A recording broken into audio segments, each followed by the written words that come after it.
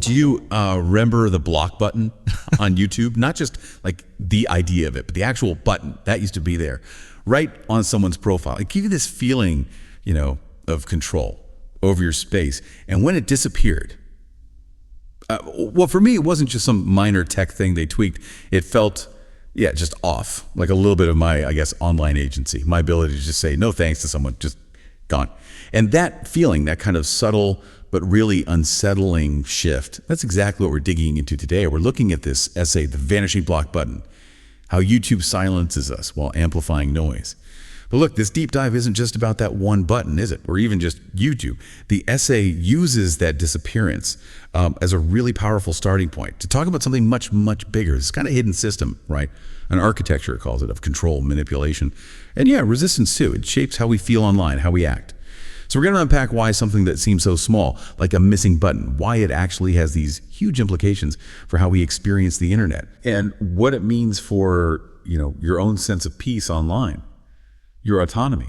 Exactly. And that's really our mission for this deep dive. For you listening, we want to pull out the key insights from this essay. It's really quite sharp. We'll look at how platforms like YouTube build up this, illusion of control, makes it seem like you're driving, and how they've basically redefined what moderation even means now.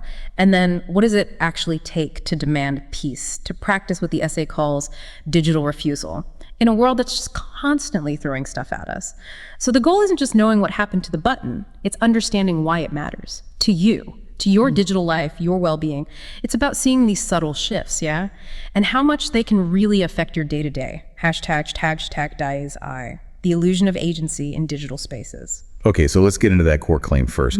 This idea that we're sold a story, a fiction, that we actually control our feeds, that our choices matter, our boundaries are respected. Think about it yourself when you're online. Do you ever get that feeling? Like even with all the settings, all the menus, something's still not quite right. Your boundaries just feel porous. Oh, absolutely. It's a very common feeling.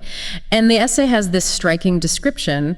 These places, these digital environments, they're not neutral, not at all. It calls them behavioral laboratories. Wow, laboratory. Yeah, which really reframes it, doesn't it? We're not just users, we're subjects.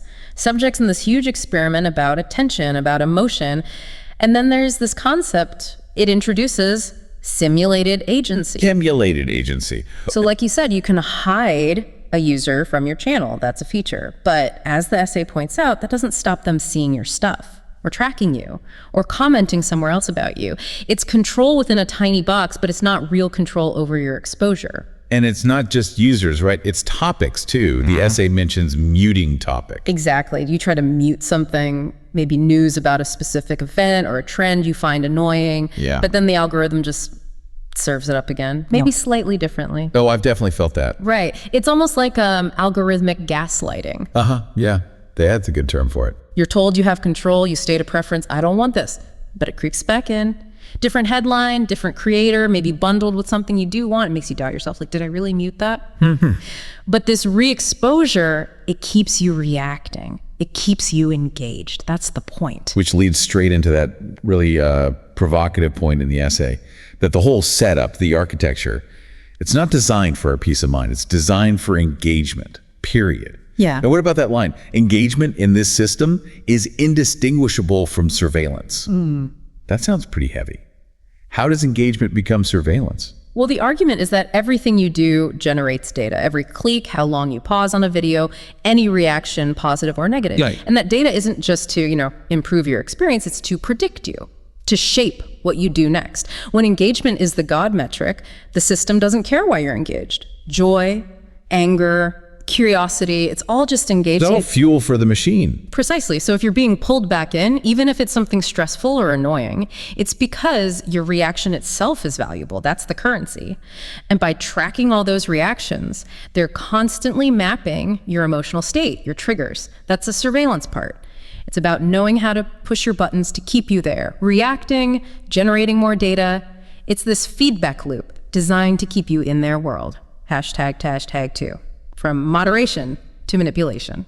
Okay, so we've got this illusion of agency, this sense that we think we're in charge, but then the tools themselves, the things we thought were for control, like moderation features, the essay argues they've been reshaped, changed. So what used to feel like a tool for us, the users, has become what it calls a mechanism of containment. That sounds a bit sinister. It does sound stark, yeah. But the essay traces it quite carefully. It uses that YouTube example, changing block user, which was quite clear, quite final, to hide from channel. Now, hide from channel sounds okay, right? It sounds reasonable. You stop their comments showing up on your stuff. But the essay frames this as part of a, quote, broader pattern where platforms take control back to the center, often disguised as making things easier or friendlier for users. Okay. But it calls this deeply manipulative. Why? Because you get to silence someone in your little corner, but you lose the power to remove them from your wider digital life. They can still see you, track you, talk about you elsewhere. Their stuff can still pop up in your feed. So it's less about protecting your experience and more about managing their platform environment. Like, you can tidy up your own front yard, but you can't stop them looking over the fence or shouting from the street. That's a great analogy. Yes. It's subtle disempowerment dressed up as a feature. You can report, you can hide comments on your channel, but you can't create a genuine boundary against harassment or unwanted noise across the board. Why? Because that might mean you, the user, disengage more fully. You might leave. They want you visible, reachable, algorithmically available. And this leads to maybe the essay's most powerful claim in this section, that this is not moderation, it is emotional engineering. Emotional engineering. Wow. Okay, let's unpack that, because some might say, well, isn't all media trying to engage us emotionally? What makes this different? Is it just more sophisticated, or is there something more deliberate, maybe even harmful being suggested? The essay argues it is more deliberate because it plays on our known psychological responses, our vulnerabilities. The system isn't just showing you things, it's actively designed to keep you, and I'm quoting again, exposed, reactive, and emotionally available. Exposed, reactive, emotionally available. Yeah, available to whatever content the algorithm thinks will get a rise out of you. And it's not always positive reactions, is it? Outrage works just as well, maybe better sometimes, for engagement. Definitely. It taps into our need for social connection, our curiosity, sometimes our anger, and uses that to keep us scrolling, clicking, reacting. This constant stimulation, the essay says, turns digital space into a zone of perpetual stimulation, where your boundaries are meant to be weak, porous, and where resisting is just inconvenient for the system. So you're kept in this slightly agitated state. Exactly. It wears you down, makes it harder to step away, easier for the platform to keep directing your attention. So that question then, hide from channel, is that real protection? Or is it just a token gesture, something symbolic to make us feel a bit better while keeping us hooked? Hashtag 3, peace as a radical demand. Okay, so we've walked through this simulated control, this emotional engineering, and it brings us to what feels like the essay's core message. It's really quite urgent that in this online world, peace is not a default, it is a radical demand. Think about that. Peace isn't just something you find, it's something you have to actively fight for. And when you do try to block or mute or just step away, the essay says you're asserting your humanity against the system that treats you as data. You're trying to take back your own mind, your own feelings. And honestly, it feels like that, doesn't it? A constant effort, trying to find quiet in a place built for noise. It really does feel like a struggle. And what's powerful here is how the essay elevates that act of saying no. Disengaging isn't trivial. It says the right to silence is not trivial. It is foundational. Yes, the right to choose what comes into your awareness, what influences your mood, what takes up space in your head. Think about it. If a platform removes your ability to truly block someone or something, they're not just removing a button, the essay puts it starkly, they are denying you the right to psychological self-defense. Psychological self-defense, that hits hard. It does, because if you can't control what invades your thoughts, your emotions, your attention, how free are you, really, in that space? That's a profound question. So if we're being denied that self-defense, then resistance, the essay says, must begin with the demand for peace. It's specific, not just algorithmic quietude, where the algorithm filters things a bit better for us, but genuine boundaries. Boundaries we set, we enforce. I love the phrasing it uses. The ability to just say, no, I will not engage. No, I will not be watched. No, I will not be shaped by noise. It's like a declaration of independence almost. So for you listening, what does it really mean to treat peace as a right, not a privilege, online? And how does that constant feeling of being watched, of forced visibility, how does that actually affect your mental well-being, your autonomy, your ability to just be, hashtag AV? toward a philosophy of digital refusal, this whole discussion, digging into the essay, the block button, it feels like we're doing exactly what the essay calls for, building a new vocabulary to talk about these things, taking that feeling you might have, that frustration, maybe feeling overwhelmed or manipulated online, and turning it into something clearer, an insight we can share and understand together. Giving a name to that vague sense of unease. Exactly.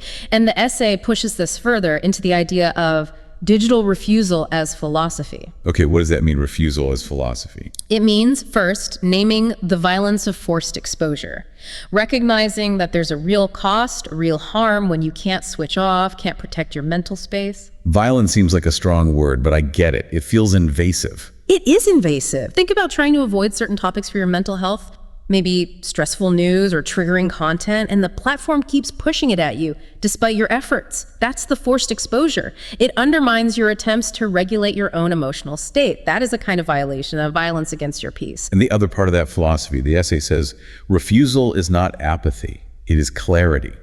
That's important, isn't it? Refusing isn't checking out or not caring. It's about making a conscious choice.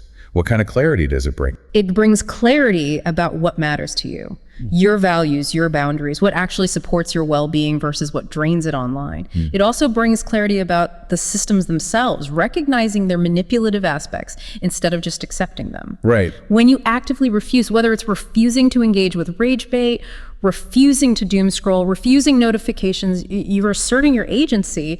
You're saying, my attention, my emotions, my peace, they aren't just resources for platforms to mine endlessly. It's an active stance, not passive indifference. And the essay argues this clarity really only comes through the act of refusal, of saying no. So it all circles back. The essay ends with this really clear call to action, to name what's happening.